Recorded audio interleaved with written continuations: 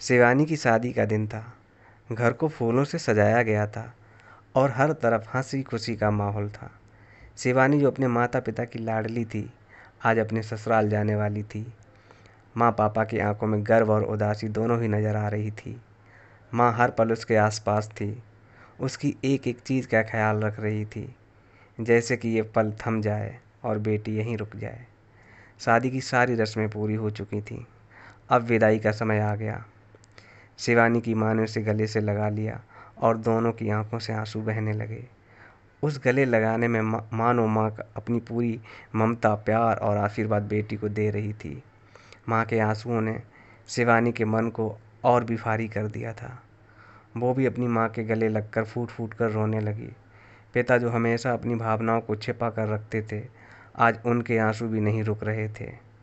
विदाई के वक्त पिता ने शिवानी का हाथ अपने हाथ में लिया और कांपते हुए स्वर में कहा, बेटी हमेशा खुश रहना।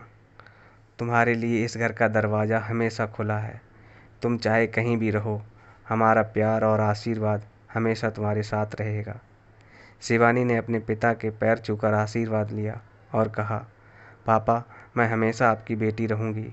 मुझे माफ़ करना अगर कभी मैंने आपकी भावनाओं को नहीं समझा। पिता ने उसे गले से लगाया और अपनी बेटी को उसकी नई दुनिया के लिए विदा किया। जैसे ही शिवानी की कार घर से दूर जाने लगी, माँ पापा दोनों उस गाड़ी के पीछे पीछे दौड़ पड़े, मानो अपनी बेटी को रोक लेना चाहते हों।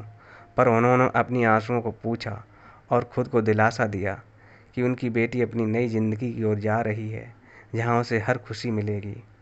ये पल हर माँ बाप के लिए कठिन होता है, पर वे अपनी बेटी की खुशी के लिए उसे विदा किया करते हैं। बेटी का विदा होना सिर्फ एक रस्म नहीं है, बल्कि एक परिवार के लिए दिल का हिस्सा किसी और के घर में समर्पित कर देने जैसा है।